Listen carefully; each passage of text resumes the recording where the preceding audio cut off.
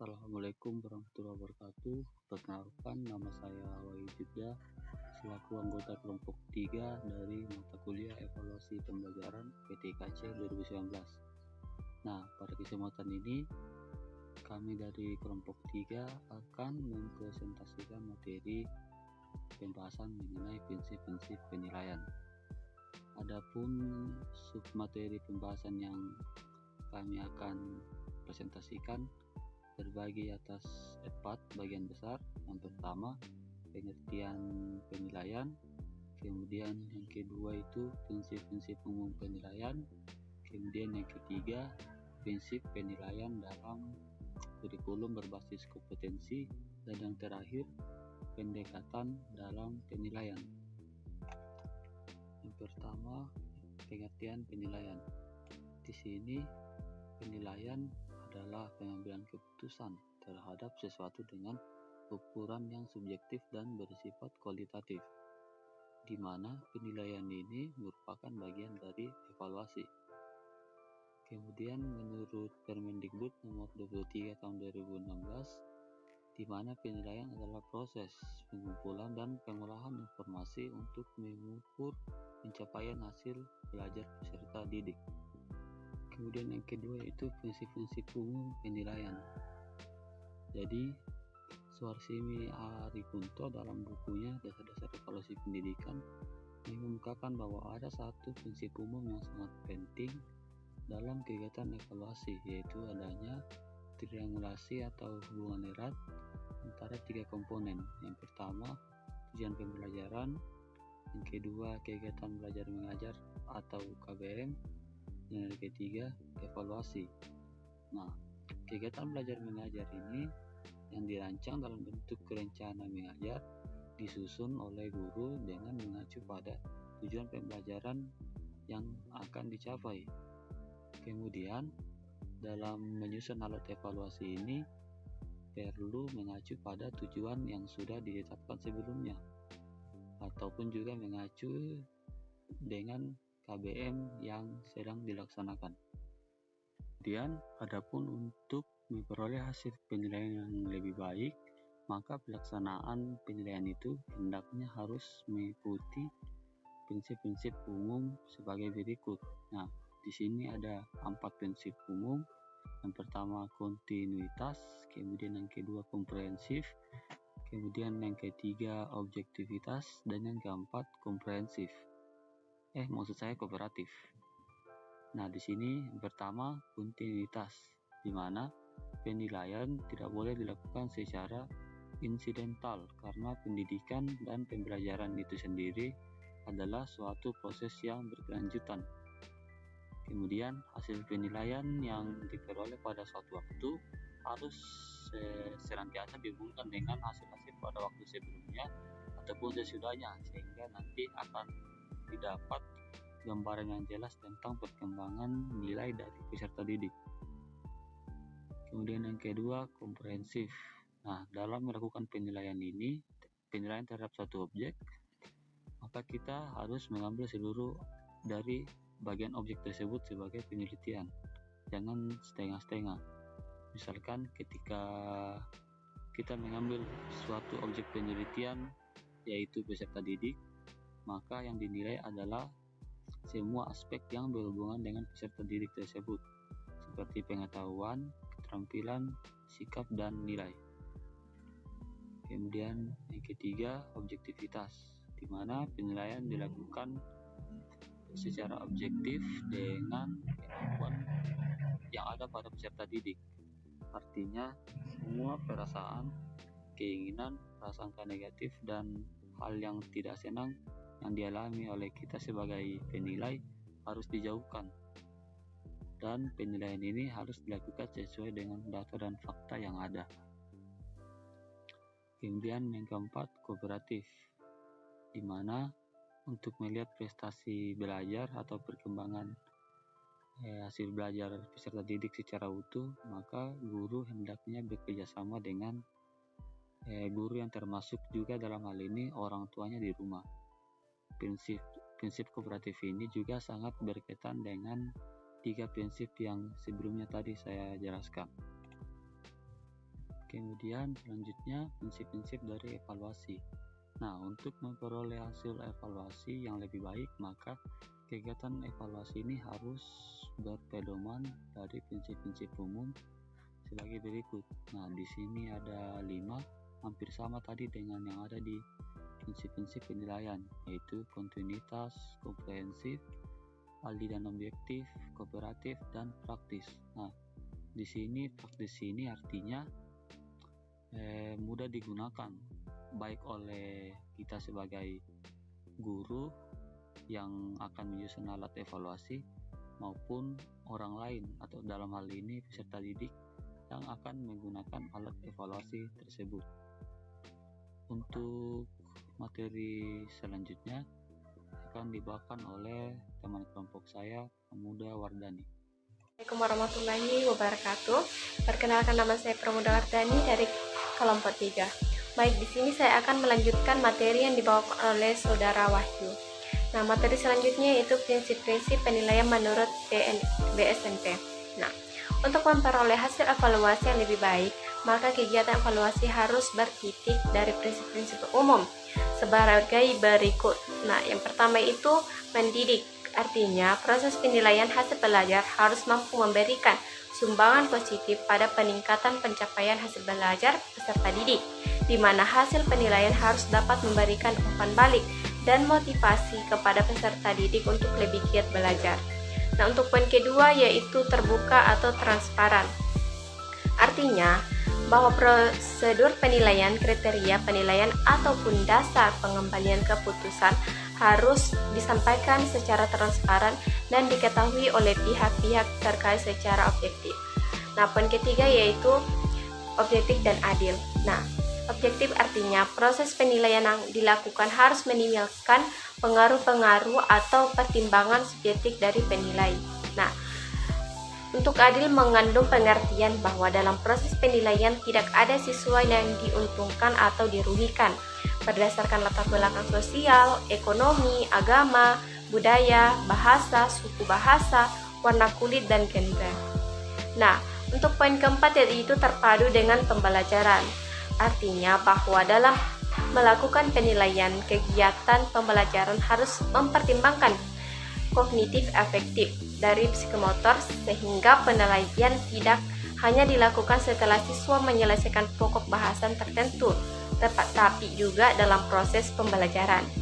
Nah, untuk menyeluruh, artinya penilaian hasil belajar yang dilakukan harus meliputi berbagai aspek kompetensi yang akan dinilai yang terdiri dari ranah pengetahuan kognitif.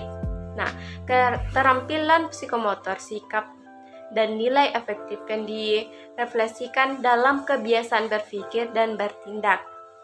Nah, selanjutnya itu sistematis, yaitu penilaian harus dilakukan secara terencana dan bertahap serta berkelanjutan untuk dapat memperoleh gambaran tentang perkembangan belajar siswa. Nah, selanjutnya itu berkesinambungan, yaitu evaluasi harus dilakukan secara terus-menerus sepanjang tentang waktu pembelajaran. Nah, untuk yang terakhir itu pelaksanaan penilaian menggunakan acuan kriteria, yaitu menggunakan kriteria tertentu dalam menentukan kelulusan yang telah ditetapkan sebelumnya. Kita lanjut ke materi selanjutnya yaitu jenis-jenis penilaian. Nah, yang pertama itu penilaian formatif. Penilaian formatif yaitu penilaian untuk mengetahui hasil belajar yang dicapai oleh peserta didik setelah menyelesaikan program dalam suatu materi pokok suatu bidang studi tertentu. Nah, bertujuan untuk memperbaiki proses pembelajaran ke arah yang lebih baik dan efisien atau memperbaiki satuan atau rencana pembelajaran. Nah, untuk yang kedua yaitu penilaian sumatif. Nah, yaitu penilaian yang dilakukan terhadap hasil belajar peserta didik yang telah selesai mengikuti pembelajaran dalam satu semester atau akhir tahun. Nah, bertujuan untuk mengetahui tarif hasil belajar yang dicapai oleh peserta didik setelah melakukan program pembelajaran dalam satu semester atau akhir program pembelajaran pada satu unit pendidikan tertentu. Poin yang ketiga itu penilaian penempatan. Nah, yaitu penilaian peserta didik untuk kepentingan penempatan di dalam suatu belajar yang sesuai dengan kondisi peserta didik. Nah, bertujuan untuk menempatkan peserta didik pada tempatnya yang sebenar-benarnya, berdasarkan bakat, minat, dan kemampuan, sehingga peserta didik tidak mengalami hambatan dalam mengikuti pelajaran atau program bahan yang disajikan guru. Nah, poin yang keempat adalah penilaian diagnostik. Nah, yaitu penilaian yang dilakukan terhadap hasil penganalisisan tentang keadaan belajar peserta didik, baik merupakan kesulitan atau hambatan yang ditemui dalam proses belajar. Materi selanjutnya yaitu prinsip penilaian dalam kurikulum berbasis kompetensi. Penerapan KBK merupakan salah satu bagian penting untuk mendapatkan masukan dalam rangka penyempurnaan KBK, baik dari aspek keterbacaan, keluasan, kedalaman, dan keterlaksanaannya di lapangan. Penerapan yang telah dilakukan tersebut meliputi beberapa prinsip, yaitu yang pertama, kegiatan belajar mengajar atau KBKM. Yang kedua adalah penilaian berbasis kelas atau PBK. Yang terakhir adalah pengelolaan kurikulum berbasis sekolah. Baik, materi selanjutnya akan dibawakan oleh Saudara Syahrul. Bismillahirrahmanirrahim. Assalamualaikum warahmatullahi wabarakatuh. Perkenalkan, nama saya Syahrul dari kelompok 3 evaluasi hasil belajar.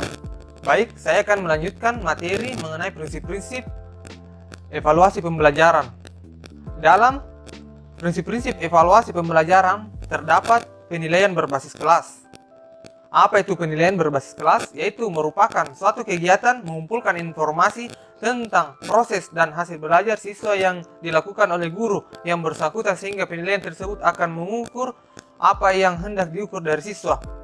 Maksud dari penilaian berbasis kelas yaitu guru melakukan pengukuran terhadap kemampuan siswa, baik itu dari motivasi, kecakapan, pemahaman siswa, atau lain sebagainya dalam materi yang telah diberikan. Kemudian salah satu prinsip penilaian berbasis kelas yaitu penilaian dilakukan oleh guru dan siswa. Hal ini perlu dilakukan bersama karena guru yang bersangkutan yang paling tahu tingkat pencapaian belajar siswa yang diajarnya. Jadi, prinsip penilaian berbasis kelas ini yaitu penilaian terhadap siswa yang dilakukan oleh guru yang memberikan materi tersebut. Jadi, guru yang telah memberikan materi tersebut kepada siswa yang paling tepat untuk memberikan penilaian berbasis kelas tersebut, karena guru mengetahui kemampuan siswa dalam memahami materi yang telah diberikan. Adapun prinsip penilaian berbasis kelas yaitu pertama, tidak terpisahkan dari KBM.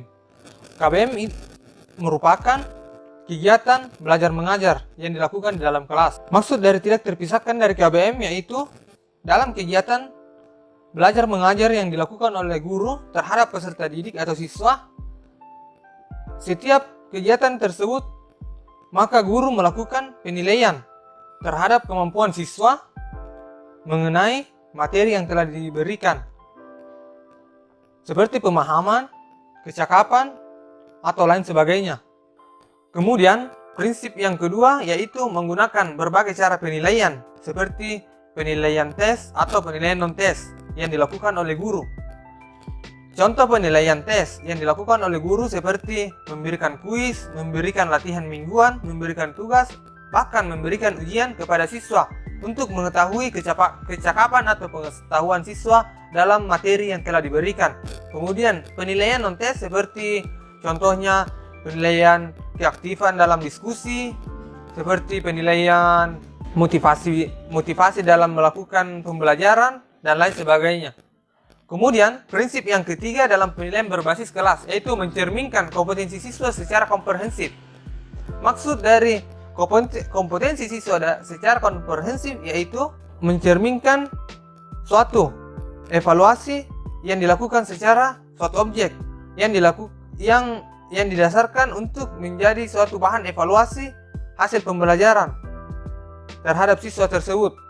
Kemudian, prinsip yang terakhir yaitu adil dan bermakna.